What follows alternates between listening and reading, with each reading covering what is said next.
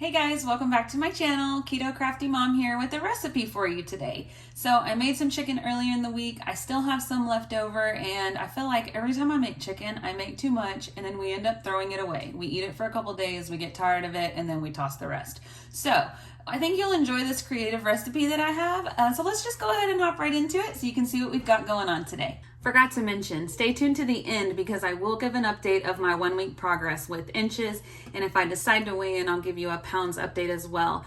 But I did stay on track all week. I met my protein goal each time and stayed under my fat goal, stayed under 20 total carbs the entire week. So I didn't work out, not beating myself up over that, but I did hit 10,000 steps just about every single day. So still winning. Stay tuned to the end. Thanks, guys.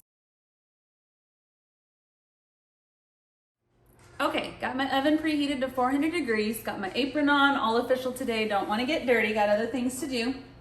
But this is the chicken that I had left over that I was telling you about. I had thrown it in the blender to shred it up to make chicken salad, and it really ground it up really small. So it's perfect to make a pizza crust out of. If you've never had pizza crust made out of chicken, to me it's the best keto-friendly way to make it. You're not adding all that cheese like in the fathead doughs and things like that. This is 9 ounces of chicken that I've already weighed out. We're gonna do a teaspoon of minced garlic. Seasonings of your choice, or you could add some Parmesan, but I'm just gonna use Keto Grandpa's seasoning that he makes for us. I don't know what's in it, it's a secret apparently, but I know it's all sugar-free and keto-friendly. And then we're gonna do a half a cup of ground up pork rinds. These I had left over from one time when we made chicken fried steaks from the Southern Ketos cookbook. So just something good to have on hand. And then 2 eggs. And that's all you need. Then the toppings you can get creative with. Make it however you like your pizza. You can do vegetable toppings. You could do meats, more meats. I just am using what I have on hand. So I'm using this no sugar added spicy pasta sauce.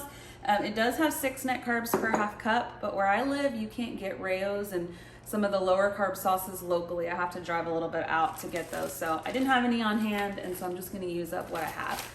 I had some turkey pepperoni in the fridge. I'm gonna use that for Johnny, regular pepperoni for me, and then just a little bit of mozzarella cheese. So let's get started. Okay, so first I'm just going to dump my chicken in. I will add a half a cup of the ground up pork rinds.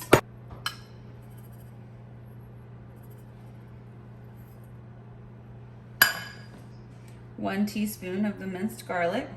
I tend to go heavy with Grandpa's seasoning because it just seasons everything up, but this chicken was already seasoned with that before I cooked it, so I won't go too crazy. And then we'll add our 2 eggs.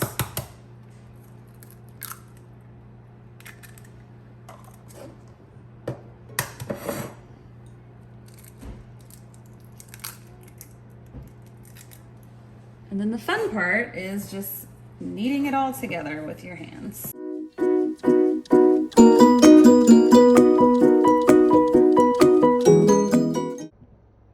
Once you get the chicken all mixed together, you press it into a round circle or whatever shape you'd like onto your pan. I did butter my parchment paper just a little bit.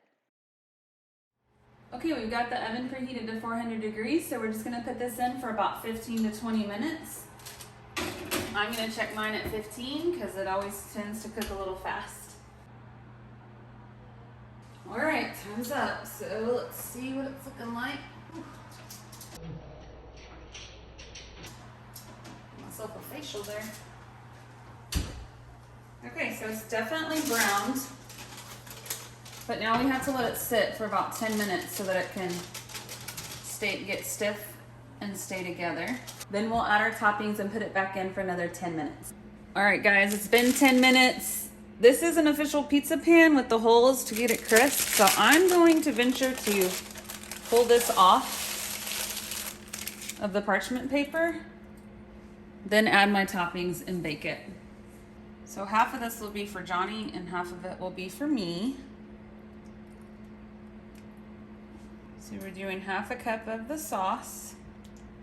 I don't like a lot of sauce, so that works out perfect because that means it's only 1/4 a cup on my serving, which will be less carbs. I did put all the ingredients for the crust into the Carb app, And it is only 1 carb for the serving of the pizza crust. So half of this is 1 carb. And you will blow your protein goal out of the water with this recipe. All right, half a cup of mozzarella cheese. Okay, my half's getting the regular pepperonis. And on Johnny's, I'm gonna go in with a little extra love. Throw some more cheese on top of his. Okay, still have the oven at 400 degrees. We're gonna put it back in for 10 more minutes.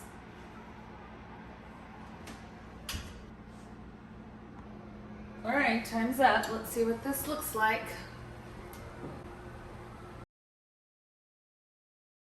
Looks and smells delicious. There you have it. Late lunch is served. Ready for Johnny. All right, I'm drizzling some ranch on mine and I am ready to eat.